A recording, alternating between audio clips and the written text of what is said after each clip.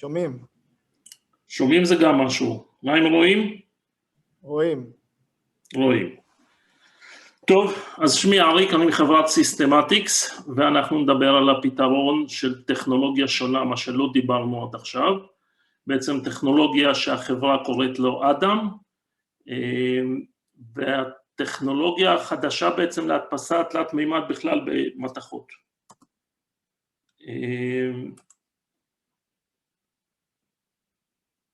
רגע, יש. אז כמה מילים על חברת סיסטמטיקס.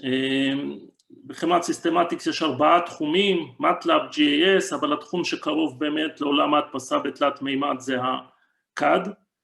אנחנו נציגים של חברת SolidWorks, ובתחום של ההדפסה בתלת מימד אנחנו נציגים של חברת HP, Formlabs, Markforged, MakerBot, BCN ו-Centium. אז החברה שהביאה את הפתרון הזה, חברת Markforged, היא חברה שנמצאת בארצות הברית, יצאה מ-MIT בבוסטון, חברה שמהקמתה בעצם יצאה לשוק בשביל להביא חלקים שהם פונקציונליים הנדסיים וכלי עזר לייצור, מייצרים חלקים מפלסטיקים סיבים, שמביאים את החלקים לחוזק גדול מאוד, אבל אנחנו נדבר בעיקר על הפתרון מתכת שלה. והפתרון מתכת בעצם שהם הביאו איזה סוג של מהפכה. התהליך עצמו הוא תהליך הדפסת חומרים מורכבים, תהליך FDME, שמבוסס על טכנולוגיות מים. מי שבגדול לא יודע מה זה טכנולוגיות מים, זה הטכנולוגיה של ייצור מתכות המתפתחת היום ביותר, בעולם, משהו כמו 35% כל שנה, בעיקר בגלל הצורך לייצר חלקים קטנים ממתכת בכמויות גדולות מאוד, וזה בעצם טכנולוגיה של הזרקה. בעצם הרעיון הוא פה שהחומר מגיע כאבקה, הוא מגיע כ-80% אבקת מתכת, מחוברת על ידי 20% פולימר, והחומר מגיע בצורה של סליל. החומרים, כמו שאנחנו רואים פה, מגיעים בגלילים של קילו, וכוללים מגוון חומרים. אנחנו נדבר על החומרים שניתן להדפיס בכלל בגדול בפתרון הזה בהמשך, אבל היתרון הגדול פה הוא אחסון החומר וסביבת העבודה שללא דרישות מיוחדות. למעשה הפתרון הזה מיועד לעבודה במעבדה ולא דורש חדר מיוחד, אחסון מיוחד או משהו מוגן פיצוץ, תנאי הסביבה מיוחדים כמו מסכות או חליפות, לא צריך בתהליך של הייצור פה. התהליך עצמו מורכב מ4 שלבים. השלב הראשון זה התכנון, הדיזיין, זה מתחיל בעצם בקד, בקובץ עצמו שמייצרים. שלב הפרינט, ההדפסה, אנחנו יוצרים את החלק מאבקת מתכת, המשולבת בעצם אמרנו בפולימר, ומדפיסים את החלק בשכבה אחר שכבה. בסוף התהליך הזה אנחנו מקבלים בעצם חלק שהוא green part, אנחנו קוראים לו. מכאן אנחנו מעביר אותו לתהליך שטיפה, חלקים עוברים שטיפה בנוזל, ובסופו של דבר מסונתרים לצורך חלק המתכת הסופי, שאנחנו מקבלים בסופו של דבר חלק בצפיפות של 99.8 לחלק עצמו. אנחנו רואים פה בתמונה תהליך חלק ירוק לאחר ההדפסה. מערכת המטאליקס עושה את זה ממש פשוט להדפיס את חלקי המתכת האלה, פשוט תיארנו תהליך די מורכב, אז בואו נראה לכם קצת איך זה נראה ברמה המיקרוסקופית. לאחר שסיימתם להדפיס, אמרנו, מקבלים את החלק הירוק, מתקבל בעצם חלק במצב שכולל בפנים 3 רכיבים ברמה המיקרוסקופית. יש את האבקת מתכת, יש את השעווה וישנו פולימר. לאחר שטיפת החלק בווש, חומר השעווה בעצם מוסר, והחלק עצמו שהוא מורכב עכשיו רק מהפולימר והאבקת המתכת. בעצם לאחר הוצאת השעווה החלק נהפך לנקבובי, משהו אולי שנראה כמו ספוג, ומאפשר בעצם מעבר דרך חורים מיקרוסקופיים של החום עצמו בתהליך הסינטור. בתהליך הסינטור הפולימר נשרף גם כן, דרך הנוקבוביות הוא יוצא החוצה, בתהליך יוצרים קשרים המולקולות אחד לשנייה, ועם עליית הטמפרטורות הן מתכווצות ומתחברות. בעצם לאחר הסינטור ולאחר ההתקררות, חלקי המתכת מתרככים ומתפזרים יחד ויוצרים חלק מוצק, כמו שאנחנו רואים בתמונה פה. החלק שמתקבל הוא התכווץ מהממדים שהיה בתור green part, זאת אומרת בתהליך ההדפסה אנחנו מדפיסים חלק, או המערכת מדפיסה לנו חלק גדול ב-20% מהחלק שאנחנו רוצים להגיע אליו בסוף. אבל התוכנה של המערכת בעצם מפצה, היא מגדילה, ובסופו של דבר יודעת כמה החלק יתכווץ, ואנחנו נגיע בסופו של דבר, הפיצוי על בסיס חומר ספציפי, כך שהחלק המתקבל הוא יהיה זהה בגודלו למידות הנומינליות שתכננו. בתהליך התכנון, דרך התוכנה עצמה, אנחנו מבצעים אותה דרך תוכנת האיגר, שמאפשרת לנו בעצם לראות את המידות של החלק הירוק. אנחנו רואים את המידות שלו, אנחנו רואים את המידות הסופיות שלו, אנחנו רואים כמה זמן ייקח להדפיס אותו, אנחנו רואים את כמות החומר שאנחנו נצטרך לצורך ההדפסה. בעצם התוכנה מנהלת לנו את כל התהליך. ההחלטה החשובה ביותר שצריך לקחת היא פה, האם, באיזה אוריינטציה אני רוצה להדפיס את החלק, ואיך אני רוצה, מתוך התחשבות כמובן בתומכות, בתוך התחשבות בפני השטח שאני רוצה להגיע בסוף.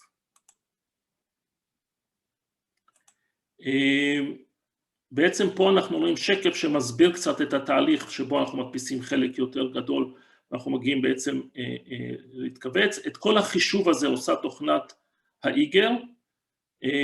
לאחר סיום התהליך בעצם החלק יצטמצם בחזרה לממדים המתוכננים שלנו, כאשר בדרך כלל הטעויות במידות יכולות להיות פלוס מינוס 125 מיקרון על כל 25 מילימטר. כן צריך לקחת בחשבון, וזה משהו שצריך, אם אתם רוצים לעשות לא רק עיבוד שבבי, כדאי אולי קצת לכלול חומר נוסף בתהליך העיצוב. המדפסת עצמה, אז המדפסת עצמה מבוססת על הניסיון ועל המקצועיות של חברת מרקפורג'.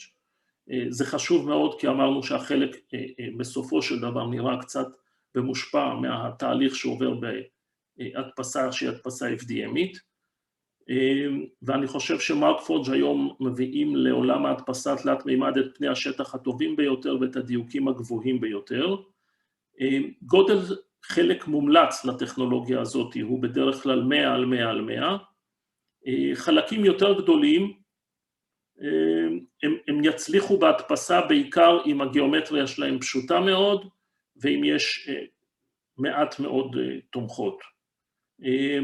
אישית אני ממליץ לכם להתייעץ עם המומחים של אימפקט לאב או איתנו, ואז תוכלו באמת לדעת אם יש בעיה להדפיס את החלק הזה. לגבי המידות, אז המידות של המדפסת עצמם, של היכולת ההדפסה הם 300 על 220 על 180, אבל אמרנו שהחלקים גדולים ב-20%, הגרין פארט שיוצאים בסוף, ולכן הגודל האמיתי זה 250 על 183 על 150. אנחנו רואים פה תהליך של הדפסה, אבל היתרון בניסיון של חברת מרקפורג' בהדפסת FDM, בעצם מאפשר לייצר חלקים באיכות גבוהה, ובסופו של דבר גם בדיוק גבוה.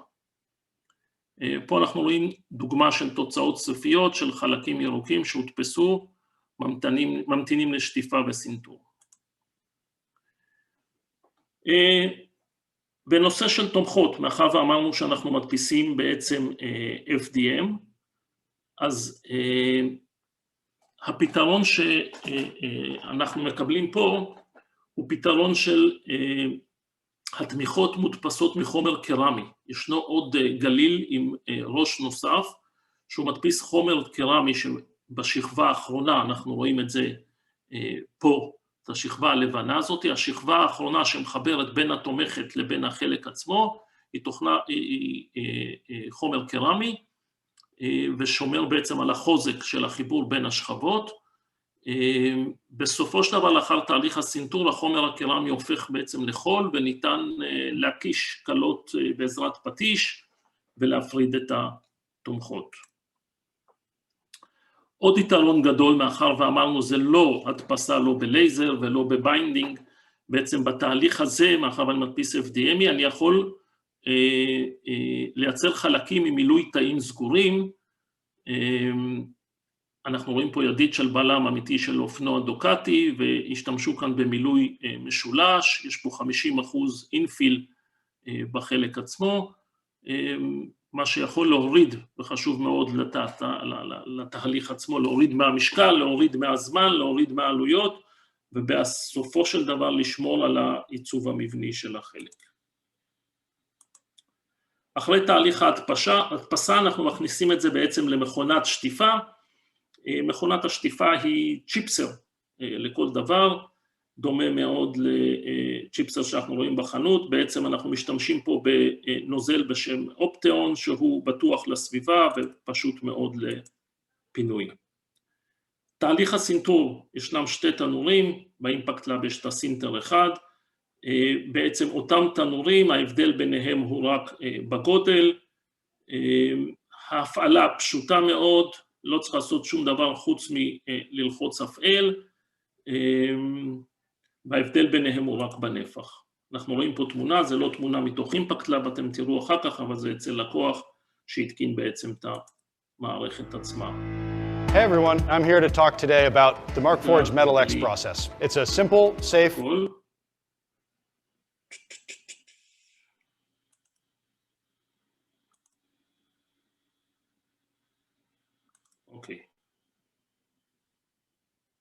safe and cost-effective method to go from design to functional metal part. There are 3 steps in this process: printing, washing, and then sintering.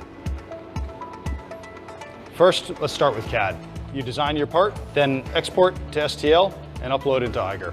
Eiger is a cloud-based slicing and print management system that comes with every Markforged product. This automatically configures your part based on the material and printer you've selected. When your part slices for metal 3D printing, it gets scaled up to account for shrink and deformation in the downstream processes. It then slices your part into discrete layers, identifies overhang features, and builds supports and a raft underneath your part. As we go through printing, washing, and sintering, Eiger will monitor the part's progress along the way. Let's start this print and go to the Metal X.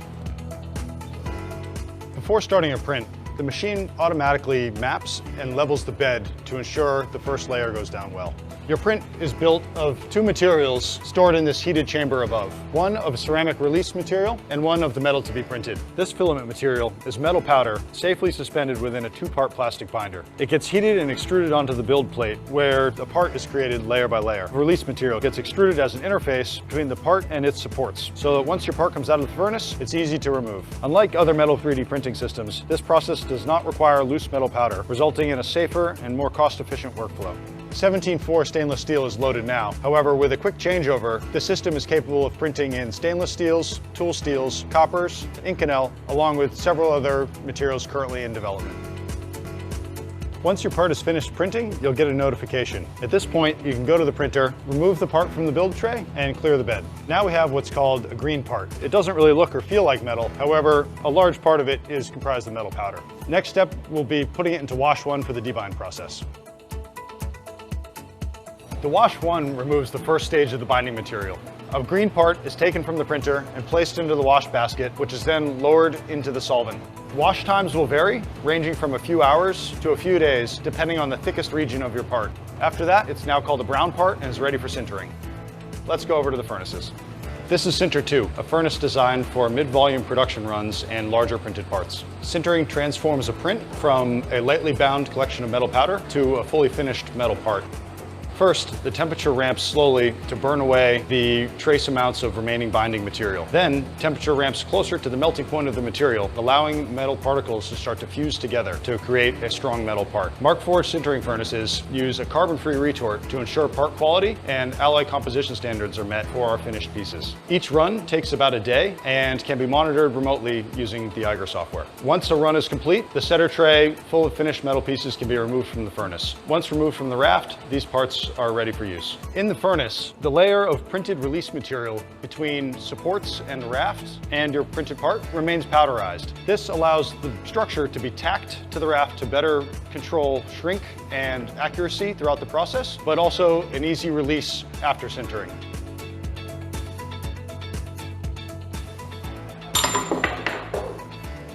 At this stage, your part is fully sintered and ready to be used. It can be post-machined, polished, or otherwise processed as necessary for the final application, but in many uses, the accuracy and strength are good enough as is. It's ready for install. Check out markforged.com for more information about our simple, safe, and cost-effective method of metal additive manufacturing.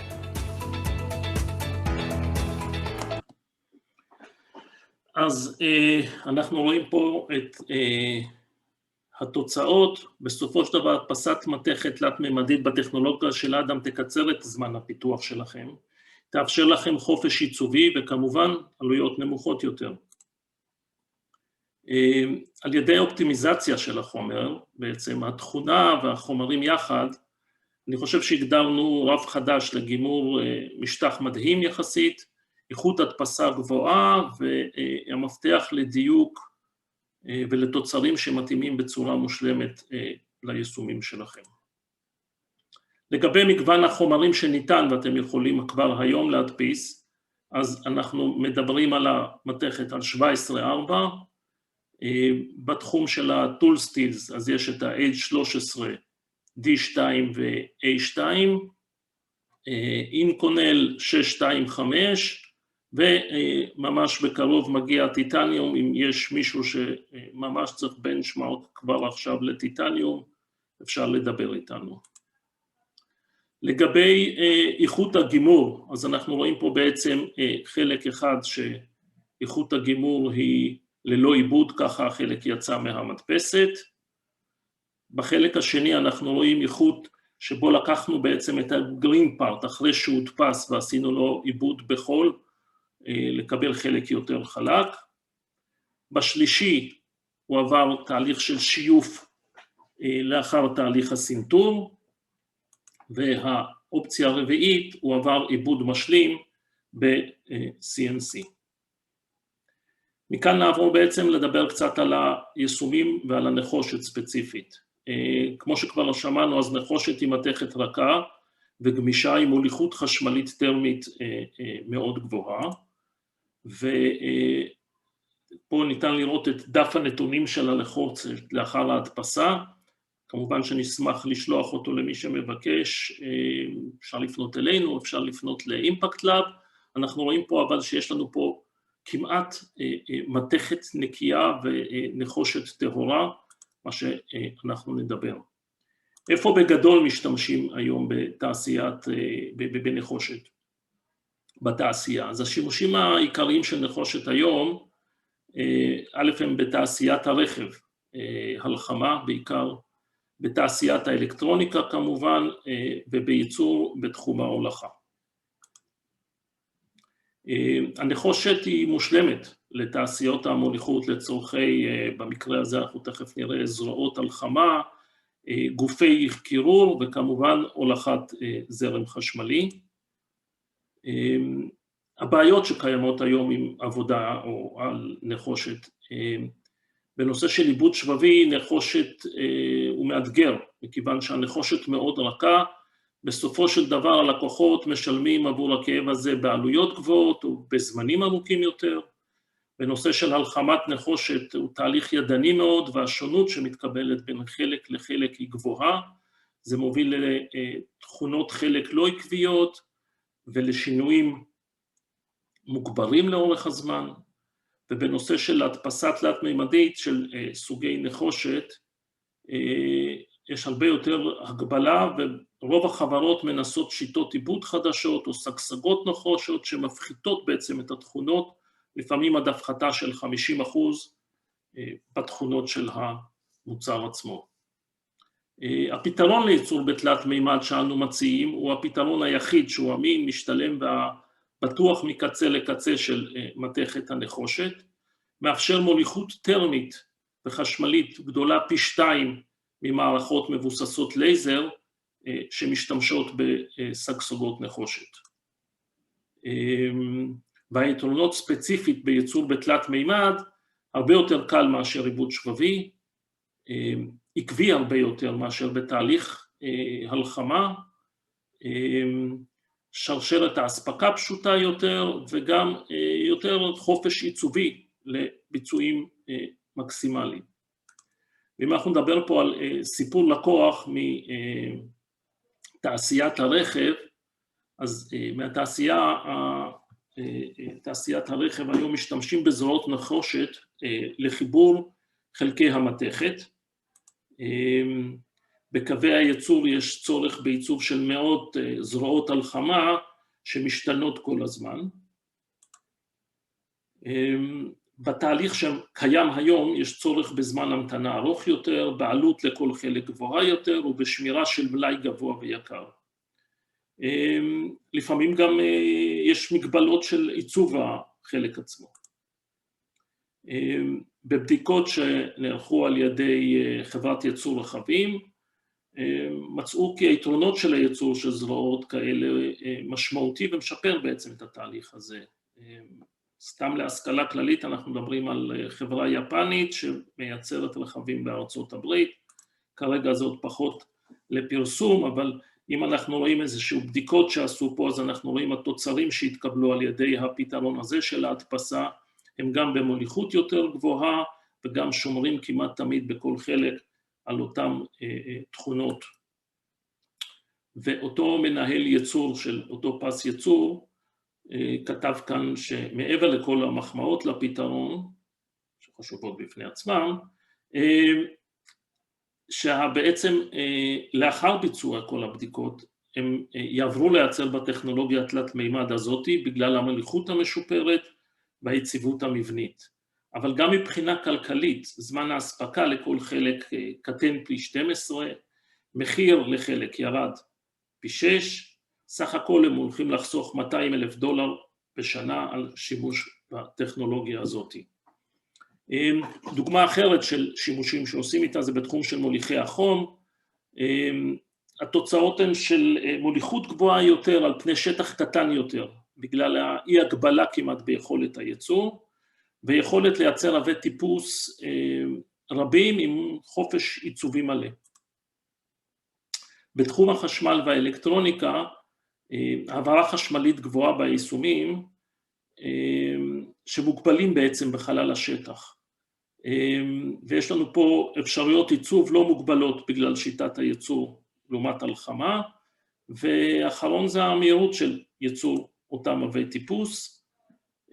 תחום שעוד לא לגמרי מכוסה, זה גופי הקירור עם תעלות קירור של נוזל או אוויר, כאן היכולת נמצאת כבר בשלב אלפא, בעיקר הבעיה עם חלקים עם עובי דק מאוד, אבל בגרסת האלפא פוגעת קצת בפני השטח ובדיוק, אבל ברוב המקרים מספקת פתרון ייחודי.